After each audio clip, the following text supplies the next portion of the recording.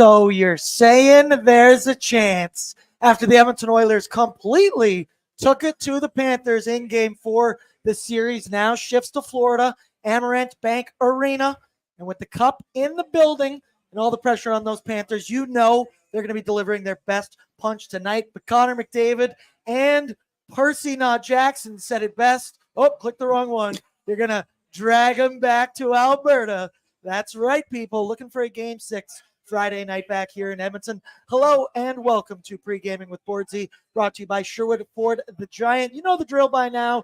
Get in the ON YouTube, drop down your courtesy like, get in the chat, give me some predictions, some hot takes, why Matthew Tkachuk is an idiot to guarantee a win already. I'm your host, Aaron Bordato, joined by the fellas. I got Ty in person, Tyler Remchuk, and Brad Holden. And boys, we're downtown. We're back at Greta, of course. And I want to start with the vibe check right now because kind of felt we were just getting ready to rip the Band-Aid off for the last game. They played so well in Game 4. I don't know about you, Ty. I feel like I got new life.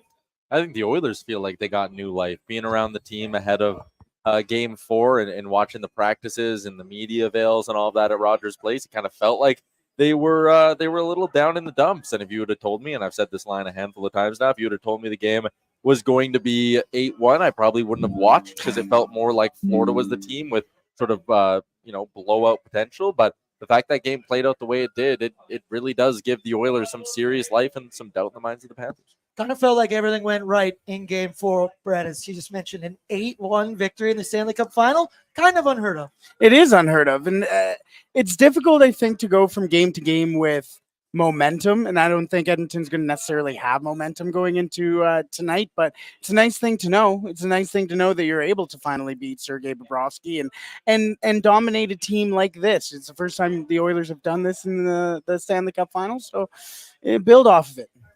You got to start with one. Yep. 4 starts with 1. You got to go there first, boys. We're downtown. We're here at Greta. Somebody put in the chat. They said, Tyler's at Greta.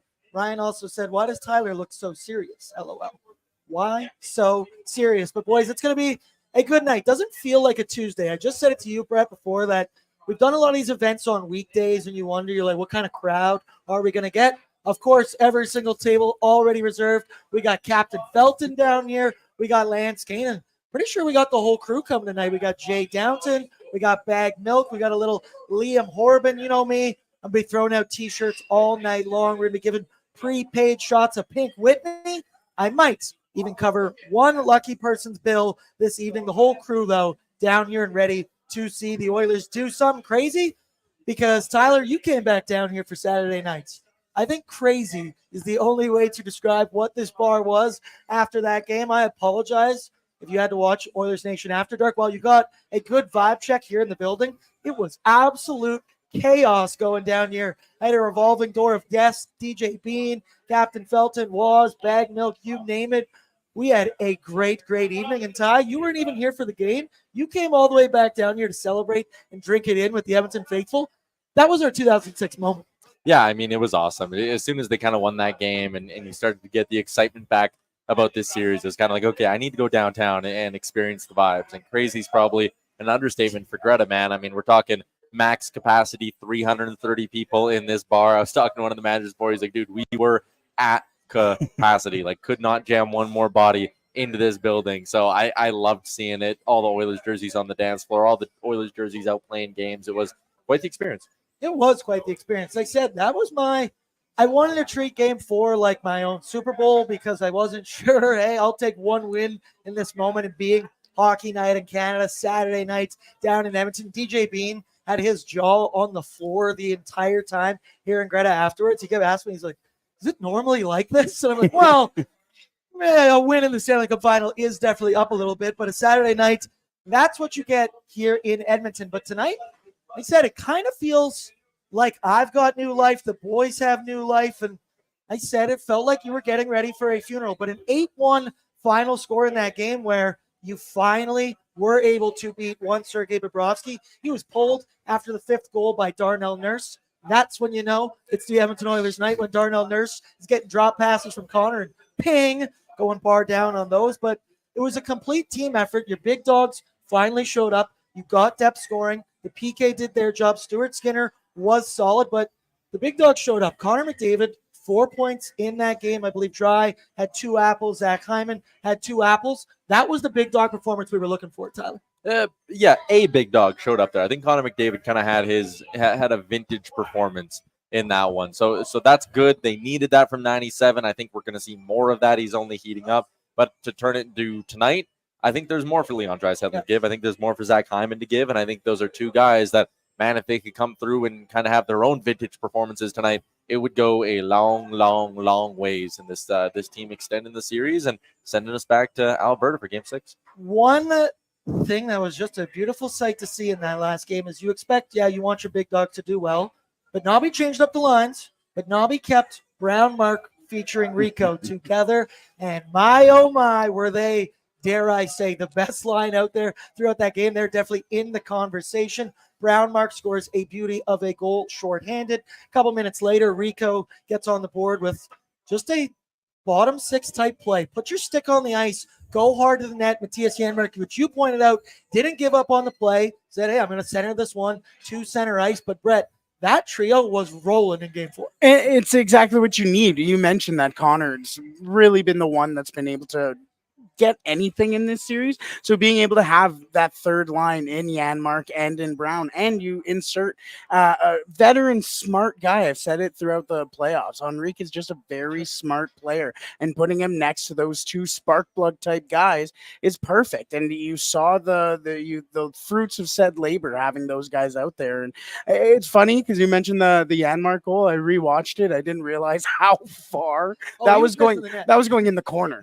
But hey, those types of goals are third line goals. You go out there, you make those plays, and you never know what's going to happen. A puck going in the corner could end up in the back of the net. So. It just felt like every facet of the Oilers game. We said on After Dark, dare I say, that's the best performance they've had these playoffs. Felt like every kind of bit was rolling. I like your point to say that Draisaitl and Hyman could hit another level, and I do think that's possible, but I'm drinking the Kool-Aid now, dude. Frankly, I'm the one pushing the Kool-Aid, and I kind of been doing that all season, but I felt seeing that performance, that just gave me the confidence that I felt through the first 3 games we were in this series, but you're staring at an 0-3 hole, but you get an ass kicking like that, and you see all realms of their game starting to perform, and you go, why can't they do that for another 3 games? You could. Maybe you've cracked the code on one Sergei Bobrovsky. Who knows? Because there you go. And I see the head-to-head. Look at that goal total, boys.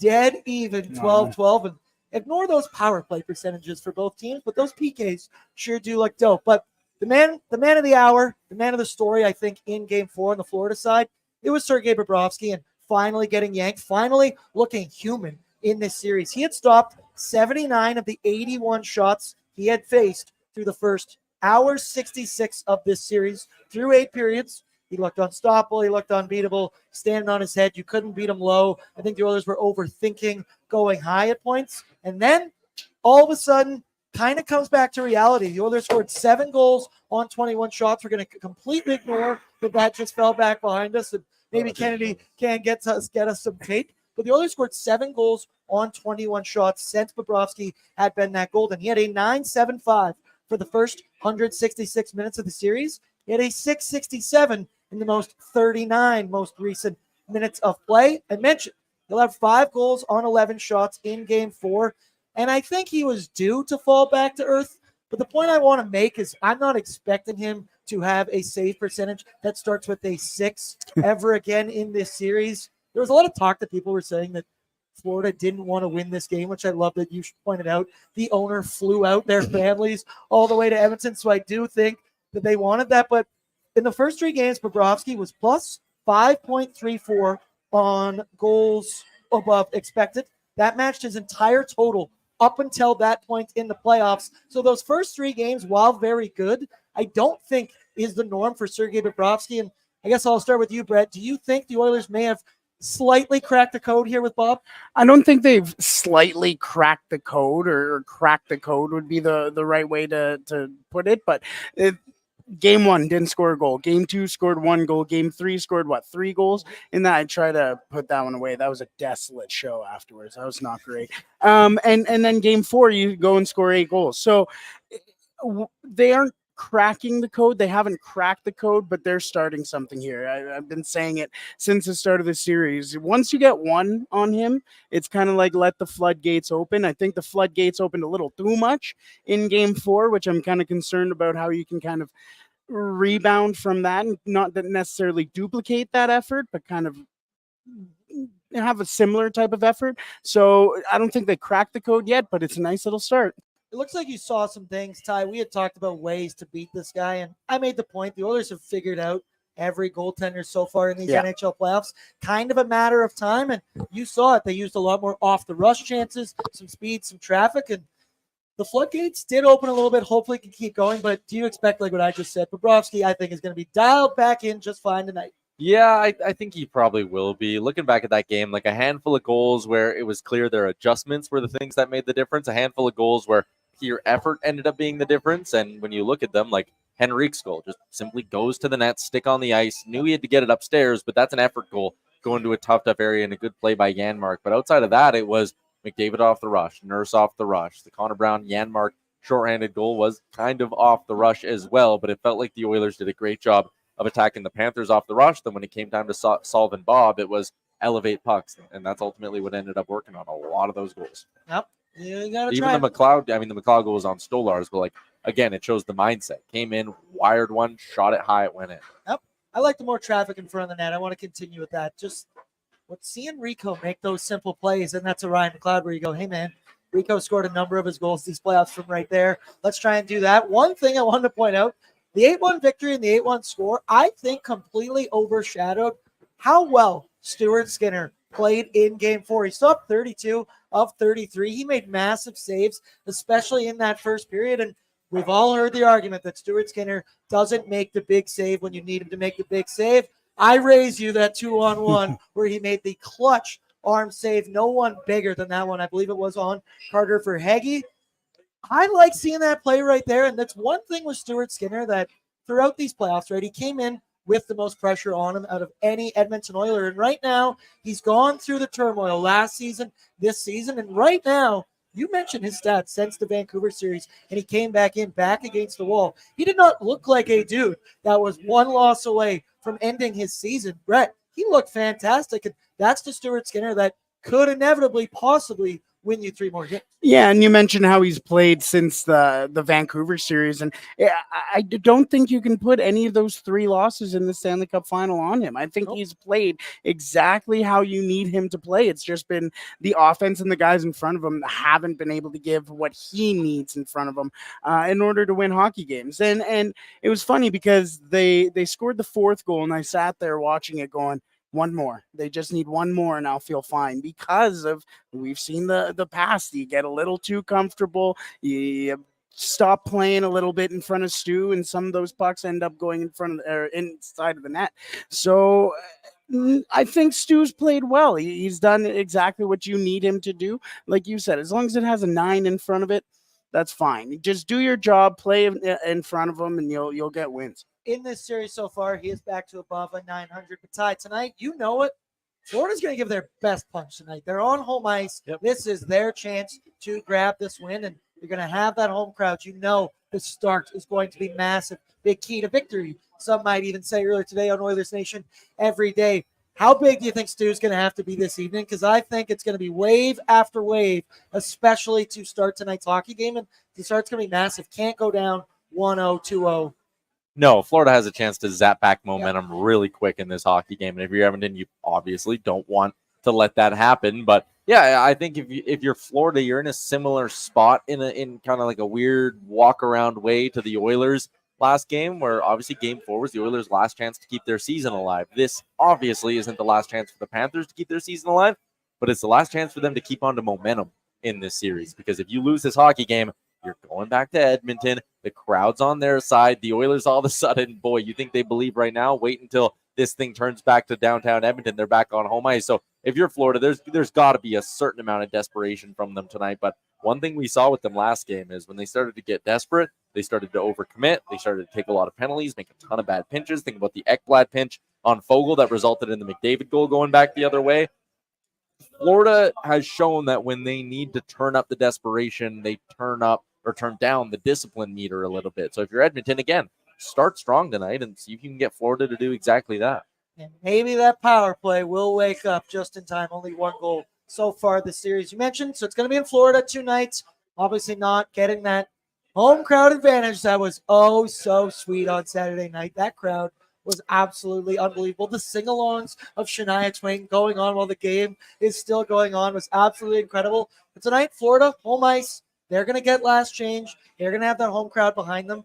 I'm also pretty certain the Boston Celtics are in Florida right now, and I'm very worried that they'll have the crowd behind them and the Celtics because we know Jason Tatum and Matthew Tkachuk went to elementary school together. Jason Tatum yesterday, I saw a video of him calling out Tkachuk and saying, "You better win this tomorrow." Really? Game 5 at home, just like he did a couple of St. Louis boys. But the Celtics and Heat are rivals. Yeah. That's so Very much. weird. I think they just want to go to the elbow room, to be completely I'm honest. sure they do, but like again, the idea of like, oh, the Celtics are down there supporting the Panthers. Like, there's not quite an Edmonton analogy for it, but it's just weird. It's weird. And they played Dallas too. Yeah. Yeah. That too, yeah. What? Yeah. So I think it's just solely their fault with Jason Tatum. Yeah. He said he wants to go cheer on I his doubt buddy. anyone else on the Celtics give a shit, even fucking knows this kind Yeah. of finals are I happening. don't even know who Matthew Tkachuk Or the is. Florida Panthers. But Matthew Tkachuk be in the headlines right now because Pat, pull it up for me. He said earlier today, we have a chance to go and capture the biggest goal of our lives tonight.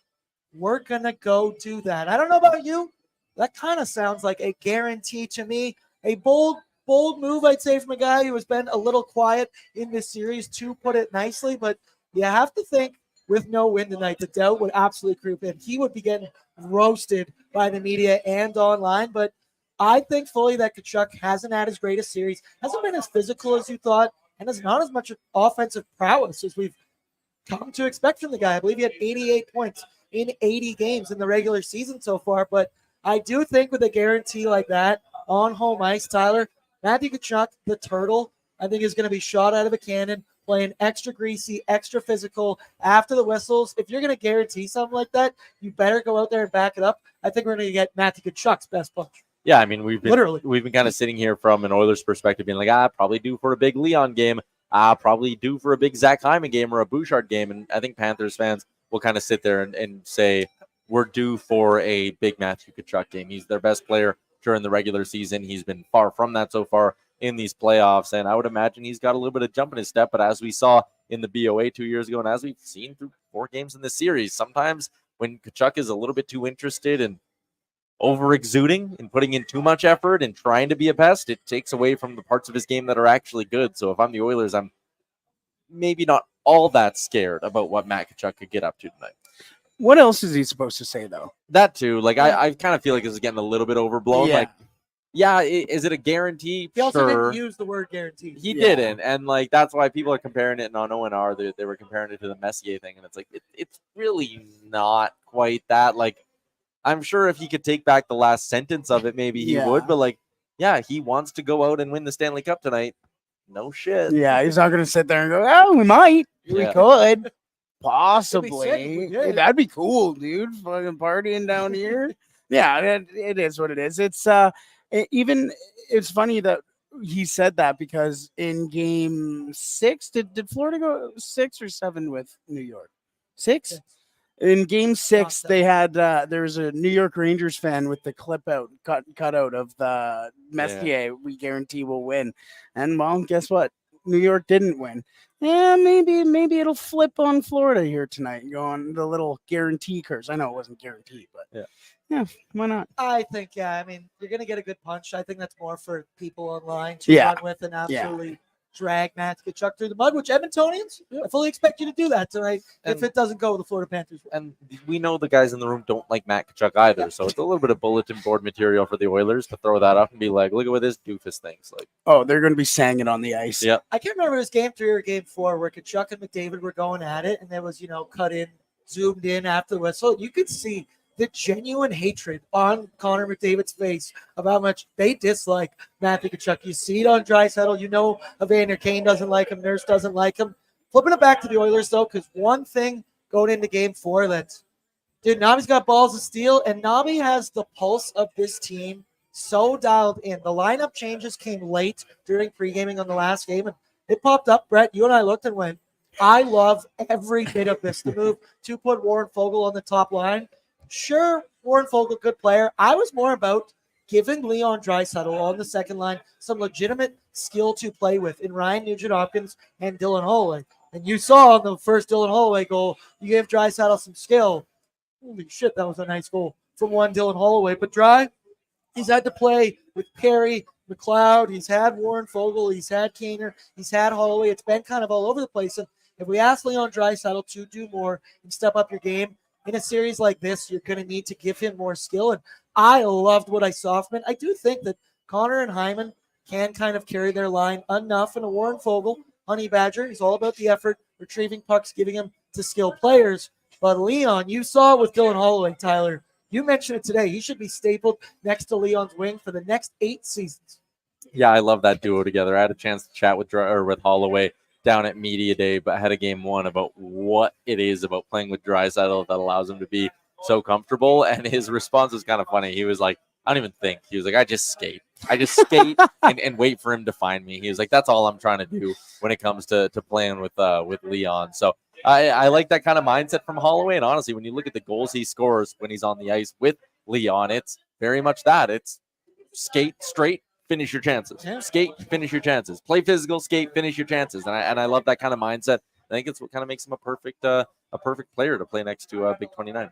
And he's becoming the player that I think we all expected him to become. That is, he looks like a professional AJHL hockey player. Like, that is a lot of the speed, the grit, his ability to go into the corners and win battles along the walls. He's just an absolute, like, it seems like he has fire on his skates at all points. It's awesome. And yeah, I think he's a perfect setup guy or line mate for Leon Draisaitl. Just let him skate.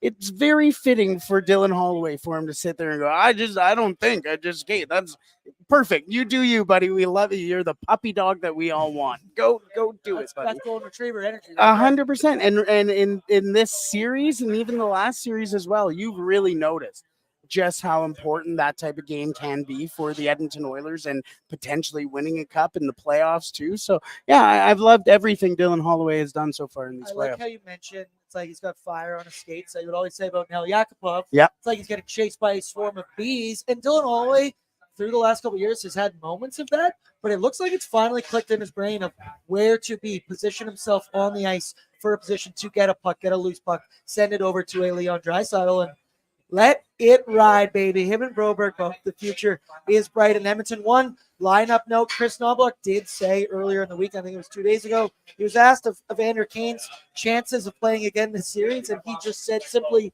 it's good. I don't know what tone he said that in as well.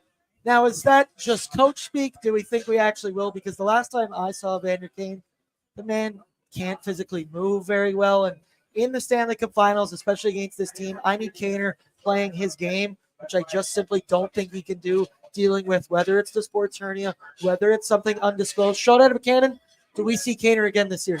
No. Yeah, probably. You do think so? I do think think if they so. get that far, you can't put him back in. Well, yeah, that's I a think good he's point. more banged up than Knobloch's letting on. If he was close enough to be able to play where in the next 4 to 5 days he'd be back, he'd be playing tonight, if that makes any sense. See, I'm on the same kind of field, but I just feel like every single turn Knobloch has said, yes, you'll see them back into the lineup, and they have been. But honest coach. I can get behind that too. It's just a matter of kind of putting it into the brains of the Florida Panthers and he might be coming back, but he might not. You know, I can get behind why he wouldn't come back, but I think Knobloch's been so honest. It just makes sense to me. That's one thing I do think about rookie head coach Chris Knobloch, and if a couple of years he'll get veteran hardened, he's going to stop telling the truth. Yeah. And I think that's what a coach tends to do as they get a little bit older. Brett, I'm about to trade you out because I got a whole wild crew and nation guests right here in front of me. Any final message to the fans? I see you're rocking your oil up just like I as well. People got to oil up tonight, Brett. Yeah, and it was funny. The thing that my parting thing will be, Jason Greger said it yesterday on his show. It's enjoy the journey, you know, regardless of the outcome of tonight or the future of this series. Just enjoy the journey. You sat there through series number 1, you won it. You can't win series 2 without series 1, you know. So enjoy the journey, enjoy the wins when we get them, and enjoy the losses when we get them too. And it's been fun. It's been one hell of a year either way. Empty the clip, baby. Put up, Brett. I love you. Good Thank luck. you. We'll see you on the other side. Our coverage of the final is presented by Fountain Tire, because Fountain Tire ensures that 100% of their vehicles owned have properly aligned wheels. Their wheel alignments extend the life of your tire, which lowers the carbon footprint of your vehicle, reduces emissions, lowers your fuel consumption. Those are all three beautiful things. You can read more about Fountain Tire's ESG initiatives on fountaintire.com. Look at that beautiful timing. I saw him just flip his hair back beautifully with that headset in time. It's Zach Lang, news director here at Oilers Nation. You're going to be joining me tonight, breaking down on Oilers Nation After Dark. And Zach, I really don't want to be done doing these shows. I know, me neither, Bordsy. These have been an absolute blast this year. And I will say something. We're going to be breaking a little bit of a streak tonight, Bordsy. I've been on 2 After Darks so far these playoffs. The Oilers have lost both of them. That ends tonight. That is ending tonight. That's called being due for a win. Being due. Gambler's fallacy, brother. Gambler's fallacy. Zach, give me a vibe check right now. The Oilers came out fire in Game 4, 8-1. I mentioned it kind of felt like every facet of their game kind of clicked in there. Maybe not the power play, even though, hey, they did get one. But I don't know. Where are you feeling right now? You're obviously moving back to Florida. I say this is going to be their best punch, but I feel like the Edmonton Oilers kind of found something in Game 4 and are going to need to continue to put pedal to the metal. What's your vibe check at right now? Yeah, I think so. I it's obviously a tough position for the Edmonton Oilers to be in here. They've got a big hill to climb, but I think, it's kind of interesting because you've heard the playoffs, or the players all playoffs long, talk about how momentum doesn't really carry over from game to game. To me, I don't know about you guys, it felt like it did from Game 3 to Game 4. At the end of Game 3, those 2 big goals, the Oilers came out firing in Game 4. Now can they carry over that momentum into a Game 5 here? Because I think the start of the game is what's going to be really, really important. Florida's going to be playing. They're the ones that are going to be desperate now. The Oilers were desperate in Game 4. I think that's going to be Florida tonight. Yep, absolutely. Let's get into it now. Some need-to-know info, courtesy of our friends at Wilhauk Beef Jerky, because only the finest tasting meat products earn that Wilhauk name, made from 100% pure Alberta beef, which I hope is hitting the ice tonight. I would accept if someone threw some Wilhauk Beef Jerky out on the ice instead of a big steak out there. But their jerky is aged, seasoned, marinated, and smoked to savory perfection. They gladly fill orders of any size. You can find their jerky, sausage, and other products exclusively out of their Leduc, Spruce Grove, and their West Edmonton Mall kiosk locations. Okay, on the Oilers side of things, only 3 teams that trailed 3-0 in the Cup final have managed to extend the series to 6 games. Obviously, the 1942 Maple Leafs, who went all the way to inevitably win that series. 1945 Red Wings, 2012 New Jersey Devils, which, fun fact, I know Tyler knows, Adam Henrique was on that team, and he could become the first player to play on 2 teams who forced a Game 6 after trailing 3-0 in the Stanley Cup final. I like Rico to possibly put one in the net. You might see it later tonight on Bordzy's bankroll. I love that trio. We just talked about to start the show how Nobby moved around everything, Zach, but he kept Janmark, Brownie, and Rico together. Chef's kiss. Yeah, I really like that too. These guys have really seemed to kind of found something. There's the connection between Henrique and Brown from the World Championships from a number of years ago. We've seen Brown and Janmark really starting to find their game. I know on Twitter yesterday there were some people trying to give me shit for being down on Janmark at stretches throughout the season. I told them, no, I will not allow for that to happen. I sent him to Guantanamo Bay during an episode of Oilers Nation Radio because I hated him so much, and I've turned it around. Absolutely. Yeah, this is the thing about it, right? You're gonna have times in the regular season, especially for a guy like Janmark, where the production's not there, where his game is struggling. He had a lot of really long, pointless streaks throughout the season. But boy, he's really turned it on. And same thing with Brown too. But I think with Brown, the biggest thing for him is he looks really healthy right now. He looks like he's finally over the ACL injury. And I think that might have been something. And we were talking about this on ONE yesterday, Tyler. Maybe we were a little too high on the expectations for Brown coming into this season. He talked about how it wasn't until around the trade deadline when he finally felt like his brain, his feet, and his hands were all, to paraphrase him, speaking the same language. He said it took that long for him to feel like his game was back. And if you to watch, like, his game got better and better from the deadline on. Kind of makes me feel bad about doing that whole map thing for about 4 or 5 months Yeah, there, tough but one. no, Nah, not really. It was a pretty good bit. We got to have bits. All roads led us to Connor Brown and Brown Mark going down here at the PK. There's been 38 series where a team has trailed 3-1. 17 times the team has managed to extend it to 6 games, including the 2006 Edmonton Oilers, which means 44.7% of the time the team trailing 3-1 managed to force a game 6. You got to like your odds there. I'll take that and run with it. Connor McDavid, which we talked about ONE, we really glossed over it, set the record for most assists in a single playoffs with 32. He surpassed Wayne Gretzky's record of 31 in 1988. That's got to be the most under-the-radar Gretzky record broken. That, dude, I didn't even bring it up on After Dark. Yeah, absolutely. I And was even so jacked up on the win, I just it was ignored it. really funny in the arena on Saturday night. They didn't acknowledge it for like 3 or 4 minutes, but everybody was like really excited, but there wasn't really that acknowledgement of it. And the game just kind of went on. And then I even rewatched the game the other day, and they didn't even mention it on the broadcast for like 5 minutes. Like nobody clued into the fact that he just broke a Gretzky record. And, there was some other big storylines that came out of the game too, piling up on Bobrovsky. I was a real fan of Stuart Skinner's game. I thought he had a really excellent performance. And it's kind of funny where now we're at a point with Connor McDavid where it's just like, another thing that Gretzky did too. Like, oh well, he'll get a couple more by the end of this year. It's ridiculous. It's ridiculous. I like that you brought up Stuart Skinner. Just looking back at the numbers last game, like Florida had 3.83 expected goals. Skinner held them to 1, and he held them to 1 by making some stops in moments where that game was still tight. Yeah, he was fantastic. I said, Zach, to start, I feel like the 8-1 victory really overshadowed how good Stuart Skinner was in that game and the clutch saves he made and when he made them, a la Sergei Bobrovsky on the final note for Oilers. Same lineup. We don't expect anything different tonight. I believe it was Pickard, Campbell, Carrick, Vinny, Gagne, Kane. We're all out late after the optional morning skate. Indicating we're going to be rolling with the same lineup, and I agree. If it ain't broke, don't fix it, baby. The Florida Panthers side of things, this series has been crazy close, even though it's 3-1. It was 3-0. Check some of these stats. Shout out Jason Greger for his game notes article. Edmonton has 10 players with a goal. Panthers have 9. Each team has 2 players with multiple goals. Ryan McLeod and Holloway for Edmonton, Rodriguez and Vladimir Tarasenko for Florida. Edmonton's top 6 forwards have 17 points. Florida's top 6 forwards have 16 points. Their bottom 6 forwards have 9 points. The Oilers have 8. Each forward group has 25 points. They are just twin versions of each other right now, which makes me, I have felt it was so much closer than a 3-0 than a 3-1, but we live in reality world. It is 3-1, and we are down right now. The other thing, both power play units have only scored 1 goal in the series, while both PKs are absolutely elite. Oilers PK, 92.3%, allowing 1 goal on 13 kills. Panthers PK, 93.6%, 1 on 16.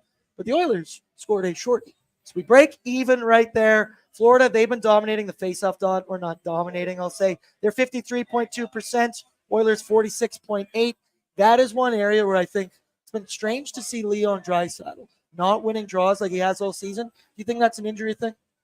Yeah, maybe, but I also think we're so deep in the playoffs that, probably 50, 60% of these guys are dealing with something that's bugging them. So it might be a Draisaitl thing, but at the end of the day, you need production still. You need those draws to be won back. I think that's actually a pretty decent reason, or a pretty big reason why their power play struggle. It's just Draisaitl hasn't been as dominant in the dot as he was in the regular season. Yep, it's been hard to kind of get set up to at least start it. But hey, when you got McDavid and you can set up in the offensive zone, you get her going. All right, let's move to my short forward Giants storyline this evening. And it's kind of just what I keep saying. This is the best punch Florida is going to give. I do believe it through and through. You saw it by the Tkachuk quote, the home ice, the everything. And you can kind of feel that tide turning a bit from the last game. So I think it is withstanding that first wave from the Florida Panthers. Stuart Skinner, stand tall. Try not to go down 1 goal or 2 goals early to continue the belief in that room. You saw a clip the other day of Zach Hyman in the room. I think he was eating French fries while in full gear, and he was saying, "Hey, we believe, boys, we believe." And I was like, it's like looking at a version of myself in the locker room right there. My storyline is withstanding that first wave and that Florida home crowd. What about you? To me, like, it was my key to victory today, but I really do think from either side, the first 10 minutes is defining this hockey game. Like, it could stay very, very tight, and then the next 10 minutes just becomes that much more important. But if Edmonton's off to a good start, look for Florida to get scrambly, get out of position, get over aggressive, start taking penalties. If Florida gets off to a good start, look for them to just snap right back into their sort of not smothering ways, but their perfect defensive little structure where they keep everything to the outside and they don't give you a quality scoring chance for 20, 30 minutes at a time. Like, whichever team can get out to a good start will be allowed to set the tone for the rest of the game, and that will, in all likelihood, decide this one. Mine's kind of a bit of a mixed bag because I think there's a couple of different elements to it. I think the key to this game for me is getting one of Draisaitl or Zach Hyman going. Yeah. I think this is the time where one of these guys needs to step up and have a game. You know, they've been really quiet so far. And again, Chris Knoblauch has said all along, they're still playing good hockey, which I do agree with. I think they are playing good hockey, but the production isn't there right now. And it's something that this Oilers team really, really needs. Again, if they are getting going, that probably means the power play is getting going. That's also a really important storyline, I think, tonight, seeing if they can get one or two there, because it could absolutely flip the game on its head if they do. So what if Leon Draisaitl scores early on the power play? Yeah, this is exactly what we're talking about, Makes you Tyler. think. We'll be sitting here in the really comfy chairs at Greta that we will be finding tonight, and hopefully we'll be singing La Bamba at the end of it. God, I want to be singing La Bamba tonight. I saw DJ Tyler Bowes getting ready on my way here, getting ready to set up at the fan park. He goes, we're not losing this, man. We're coming back to Edmonton for Game 6, but it's the same kind of motto I had the last one. It's one shift at a time, one period at a time, one goal at a time, hopefully one game at a time. The more you move along, take control of what you can control in front of you. Put one foot in front of the other. Clean breakouts in your own end, which that's something I want to talk about in just a minute. Well, let's get into the Edmonton lineup report, brought to you by Sherwood Ford, the Giant, home of the Giant Advantage, and Dealer Raiders Alberta Ford Store of the Year award for customer satisfaction. With a giant selection of new and used vehicles, it's the best place to find, finance, and service a Ford vehicle in Sherwood Park in Edmonton. There you can find deals and a giant array of services and parts too. Whether you prefer shopping online or in store, they tailor the shopping experience to you from people who really care. Sherwood Ford, the Giant for a reason. All right, there you see it on your screen, the projected roster this evening. Not accurate on that one right there. It has Nude, McDavid, and Hyman. It continues to keep happening, Pat. It's all right.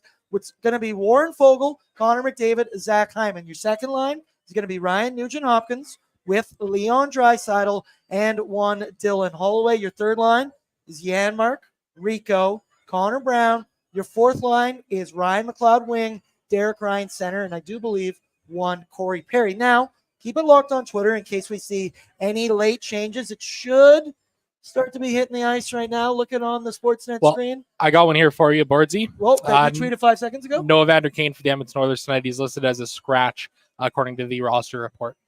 Do you think we're going to see Kaner again this series? I don't. Yeah, I don't. I think his time playing this season is over. It doesn't sound like it's just like injury. It sounds like it's hurt. It doesn't sound like it's play through it. It sounds like hurt. It's are you hurt or are you injured? Yeah. He couldn't even move the last time, dude. But I did like that he was working the bench. You know what? You don't quit on your boys. Absolutely. And I think that's the one thing about Evander Kane. You know, no doubt he wants to be out there. And we could see that in the last number of games that he did play in, having to literally stand on the bench to just try and stay loose enough or to not have whatever's bothering him flare up enough where he can't go again all of a sudden. You know, he's a gamer, but doesn't look like he'll be in tonight. Hey, you still get a ring, Evander. You still get a ring. Ty, I want to ask you, because it was something I noticed a lot in Game 4. It's been one of my storylines all series is how do the Oilers deal with the aggressive, big, tough Florida forecheck? Because we've seen earlier in the series, a lot of goals were self-inflicted wounds, not being able to break the puck out of their own end cleanly. Frankly, that's been a lot of errors throughout the entirety of this regular season as well. But you saw in Game 4, not only did they do a good job handling that tough forecheck, but the stretch passes were there. It looked like the Oilers got so many off-the-rush opportunities where maybe it was similar to like what Dallas did in round 3, where they kind of hang by that blue line and look forward. And when you've got guys like a Philip Broberg who could zip that puck all the way down the ice, we know what Evan Bouchard can do when it comes to breakout passes. Kind of feels like that was their counter to dealing with that tough forecheck, which inevitably had the puck going back down the other way, having Bobrovsky see some chances off the rush, which inevitably got him chased. Do you think that's something we're going to see more again tonight? It's one of the reasons why I was really pushing for Broberg to stay in the lineup. Not that there was ever much of a debate, I guess, at the end of the day for Chris Knoblauch, but like the best way, and people kept saying, oh, how are the Oilers going to adapt to this hard-hitting Florida forecheck? Well, the best way to avoid the Florida forecheck is to pick up the dump-ins and quickly get out of your own zone, and that's what Broberg's kind of been giving them, is a guy who can just quickly and efficiently get it out of your own end. So I've been loving that, and I think last game, yes, it's on the D-men, but it's also on the wingers to be making smart plays. Like, it really is. It needs to be a 5-man breakout and a 5-man read on that breakout. And what we saw last game, D-men jumping up in the rush, that is excellent. Jason Demers talked about that a little bit, but it's that far side winger finding a way to get open and get away from pressure. That opens up the stretch pass. That opens up those one-on-one matchups coming into the zone. And as Demers said, if the Oilers get one-on-one matchups in the offensive zone, they're confident in their ability to outskill this Panthers team. Absolutely. I want to ask you, Philip Broberg, man, has looked pretty good, Zachary. You've been a believer all along. You retweeted our clip where you called him Oscar Clefbaum 2.0 like 2.5 months ago. Shout out you for being right on that one. But we like that. What have you thought of Broberg's play? And like I mentioned, the stretch pass, this guy, what did he have? It was like game 2. The sends Rico in on a breakaway with the cleanest tape-to-tape, huge stretch pass, sends him in alone. I could get used to these plays from Philip Broberg. Yeah, absolutely. This is the player the Oilers were hoping for when they drafted him 8th overall in 2019. You know, it's been a long time coming, but it's about damn time in the same breath that guys like Dylan Holloway and Philip Broberg, the Ken Holland era draft picks, are starting to show up for the Edmonton Oilers. And boy, are they doing it on the biggest stage right now. And I think that for me is what is most impressive right now about both of these guys. It's not like they're doing it in the preseason against, you know, American Hockey League players. They're not doing it at the middle of the season when everybody goes on a run at certain points throughout the year. They're doing it in the Stanley Cup Finals. It is huge for both of these players. And I think the biggest thing, too, it's going to be big confidence boosters for both of these guys going to camp next year. Philip Broberg, top 4 defenseman in the NHL. Dylan Holloway, top 6 winger in the NHL on this Edmonton Oilers team. And I don't think there's any debating it right now. And I think even if we look beyond, you know, what's going on in the Cup Finals right now, I also think the emergence of Broberg really makes things interesting for the Oilers in free agency, right? What are they going to do with guys like Vincent Desharnais and Cody Ceci and Brett Kulak? Does Kulak become expendable? Does Darnell Nurse become expendable? Well, we already know that Darnell Nurse is.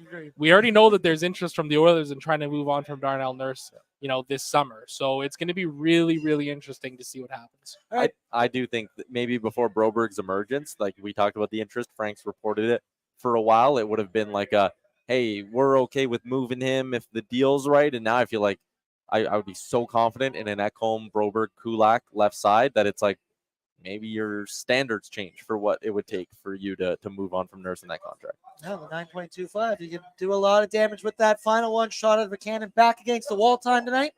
Who do you want to see a big game from? Pick any Edmonton Oiler. Who do you want to see step up? I'm doing Leon, man. It's just, if you want to talk about take over the game potential, he's got that. As much as Zach Hyman is an elite finisher, scored 50 goals, can be a demon on the forecheck, to me, the game can change if both Draisaitl and McDavid are at their best, and the game can be out of reach from a Florida perspective if McDavid and Draisaitl are at their best. So I want to see a big one from 29.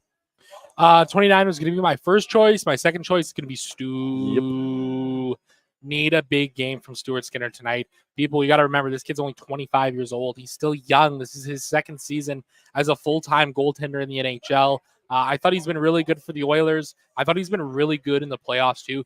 And for me, Skinner's one of these guys that, like, his numbers, his save percentage doesn't really represent how well he's been in aggregate. He's had a couple stinker of games, and that's been the biggest thing. You think game 2 against LA, you think the first 3 games against Vancouver. I think there was a game against Dallas in there. Stuart Skinner, they need him to have a big game tonight. Yeah, I like those 2 picks. For me, it's either Leon or it's Zach Hyman. Zach Hyman's gone the whole series without a goal. I like his chances tonight being that third post, and maybe just get a greasy one on the power play. Open up the floodgates, and there we go, boys. We got to get everybody on the boards. Let's move now to the starting goaltender report, brought to you by Sherwood Power Sports and Marine, your one-stop shop for everything you need, from fishing rods and reels, tackle and boat accessories, to motorcycle gear, water sports accessories, e-bikes, you name it, they got it. The exclusive dealer of everything Yamaha in Sherwood Park as well. Go on down. You can go check out Sherwood Ford and Sherwood Power Sports Marine. Make a Saturday afternoon of it. I guarantee they're going to have some sick-ass toys that you're going to want to take home with you. Let's pull it up. The tail of the tape so far in this Stanley Cup final, because Stu officially has a better goals against average, 258 to a 264 of Bob. Stu now has a 901 to the 912 of Sergei Bobrovsky. What I want to talk about with Stu, and it's kind of what you just mentioned, the growth I've seen of him throughout these playoffs and just the confidence I have looking at him. We've seen sometimes the panic in his eyes where the moment could be a little too big. We saw it last season in the playoffs. We saw it a little bit in Vancouver. But since he's been back, he has been so calm, cool, collected. And I felt in game 4, you're down 3-0. You lose that game on home ice. That is the end of your season. That's the end of your world. Not much gets worse than that. And he looked so calm and just reasonable. He made the big saves, and that's some growth that I'm starting to love to see. You just mentioned he's still 25 years old. This is his second full season in the NHL. He's made it all the way to the Stanley Cup Finals in the playoffs. Ty, Skinner seems like he's growing up right in front of our eyes right now. Yeah, he's having, I mean, think about the conversation coming out of the LA series into the Vancouver series. It was like worst goalie of the salary cap era. He can't get it done. Like, it's time this offseason. Wanya, the eternal Oilers Nation optimist, was like, it's probably time to trade him this summer if you can't trust him in these games, if you're going to Pickard. And look at the way he's flipped the script. I think Sportsnet Stats had the tweet out earlier about Stuart Skinner when facing elimination now in these playoffs. 3-0, 133 goals against average, 938 save percentage. Give me that tonight. I'll be pretty happy. What more do you need? Ice cold. Ice cold. Yep, Stu, he's been absolutely incredible. The other side, Sergei Bobrovsky. Game 1 stood on his head. Game 2 felt like he wasn't tested. Game 3 saw a couple maybe weak ones, but you started to see a little crack in the armor. Game 4, you break through 5 goals on 11 shots. They came at him from all angles. Hopefully they can keep that rolling again. Yes, he's 35 years old, but no, I do not expect him, I said, to have another save percentage that starts with a 6. Not hold my breath, Zach, are you? He'll be better. Yeah, I think he'll be better, but I don't think he's going to be Sergei Bobrovsky from games 1 to 3. I mean, that was an all-time performance in those 3 games from him. Is there a realm you could say that, like, the Edmonton Oilers, like, said this before, they figured out every goaltender. It may have taken them a couple games. They figured out Talbot and Rittich. Then they moved on to Shelobs as he had a couple good games to start. Ottinger, as the series went along, started to find a way to beat him. Is the same happening with Sergei Bobrovsky? It's actually a really hell of a point there, Bordsy. That really is, because they have struggled against all of these guys throughout the playoffs. But then again, you see these Oilers, they seem like they have the killer mentality now. They've got the killer instinct in these games and in these series. And I mean, if there's a time for the Edmonton Oilers killer instinct to come out, it would be right now, tonight in Florida, dragging them back to Alberta. Bring them back to Alberta, baby. I want to be back here at Greta Bar Yag on Friday night. The Florida Panthers lineup, it's brought to you by Greta Bar Yag. It's the spot to watch a game in Edmonton. Enjoy any of their unreal features, from incredible drink deals, delicious street food, dope-ass games, and of course, the ice-cold beer that I'm enjoying right now. We're here every single game for the rest of the Stanley Cup Finals. Tonight is an actual watch party event, so Hype Man Bordzy's getting on the mic. I said I'm throwing T-shirts. I'm covering bills, prepaid shots of Pink Whitney. We got the whole crew down here right now. It is balls to the wall, empty the clip. We got to do everything we can to find a way to get this team, bring it at least back in Edmonton, back in Alberta. Here you see the projected roster for the Florida Panthers. Evan Rodriguez with Alex Barkov and Sam Reinhart. Second line, Carter Verhaeghe with Sam Bennett and the Turtle himself. Then it's Eetu Luosterainen with Anton Lundell and Vladimir Tarasenko. Tarasenko, he still puts the fear of God in me every time I see him with the puck on a stick in a scoring opportunity. You just don't lose that ability that he's had. And he scored some big goals against the Oilers before. Fourth line, Ryan Lomberg, new man in the lineup with Kevin Stenlund and Kyle Okposo. Your deep pairings, Gustav Forsling with Aaron Ekblad, Nico Mikkola with Brandon Montour, and Oliver Lawson Tossum, as I call him, shout out to the Cherry, with Dmitry Kulikov. So Ryan Lomberg, he's the only change to this lineup. I don't know how much a fourth liner he could really spend much time talking about, but makes his series debut. I believe he's replacing Steven Lorenz. He's quick, he's physical. You better have your head up when he's going to be out there on the ice, because don't expect him to play a ton of minutes tonight. We'll get a look at him. But Florida has last change tonight, gentlemen. Is Barkov going to be a pain in my ass all game long? I'll start with you. I don't know. I think the whole narrative about Barkov shutting down the Oilers has maybe been a little bit overrated. Yeah. I think Barkov's a great player, and I think people are just kind of quick to be like, yeah, he's the best defensive center in hockey. Of course he's shutting them down. But if you dig into the numbers, the shot attempt share, the expected goal share, the Oilers have been more than holding their own against Barkov. The issues in games 1 through 3 was the fact that Bobrovsky was just playing incredible hockey. right? You think back to games 1 and 3, you can't sit there and tell me that Barkov dominated the Oilers in those games, because the Oilers were able to pour it on. He was good. Yeah, absolutely. Right. Game 2, okay, maybe a little bit different, right? But I think as a whole, this is a Panthers team that's gettable. The Oilers are showing they can play with these guys. And it's kind of funny because, I think back to the after game 3, people were laughing at Chris Knobloch for saying we're right there in these games and we can play with these guys. Well, look at what happened in game 4. So I think the Oilers are absolutely right there in the series. Yeah, you look at Barkov versus McDavid at 5-on-5, 24 minutes, scores 1-1, shots are 16-15 for the Oilers. Barkov has, at best you could argue sawed off with McDavid. With Draisaitl, the score is 1-0. The shots are 13-10. So again, I do think it's been a little bit overblown in that regard, and I'm not worried about any one particular matchup, because another thing that the Panthers really wanted to do was Forsling and Ekblad on McDavid. And last game, Connor McDavid made them look bad. He really did. He absolutely dominated that pairing. Aaron Ekblad was turnstiled all night long. And I think back to the end of the second period too, where Aaron, I don't know if they really showed this on the broadcast, but Aaron Ekblad went to lay a hit on Evan Bouchard in the Oilers zone, and Bouchard just stepped into him, and Aaron Ekblad got knocked down. And all the way the two of them were skating to their benches, and Ekblad was pissed. He was not happy that he just got embarrassed that way, much like he got embarrassed all night on the ice. I've said it all playoffs long, or all series long, sorry. Anyone named Aaron is soft as dog shit. Okay, take that from me. I know it better than anything. That's a soft name. And Aaron Ekblad, look out tonight. Also, if they get last change, Leon Draisaitl, that line, little extra skill, not going to be playing against a Barkov. Should be seeing plenty of Sam Bennett, I would see. I think they can eat that line apart. Just Nuge, Dry, and Dylan Holloway. That is such a good trio offensively. There's some good defensive abilities there with Ryan Nugent-Hopkins. Do you think that line can win their matchup tonight?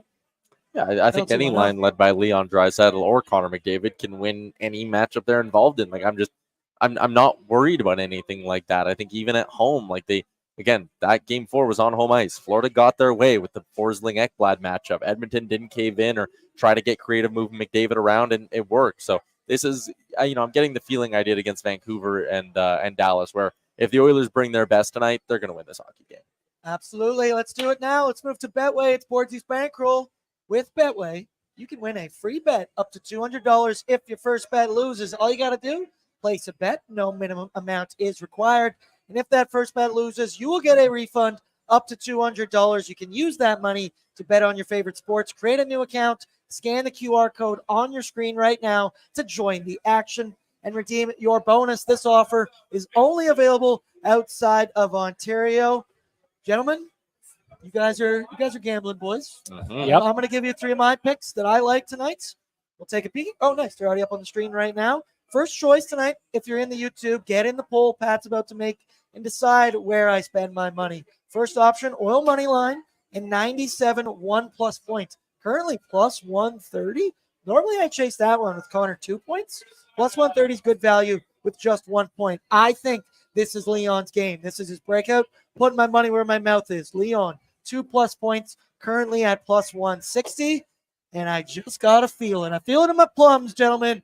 Rico, number 19, anytime goal, plus 400. We've talked about Brown Mark featuring Rico. That trio has looked absolutely incredible. And a little bit of that 2012 Devils knowledge in my head. I said tonight is going to be Rico's night. Ty, I'll start with you.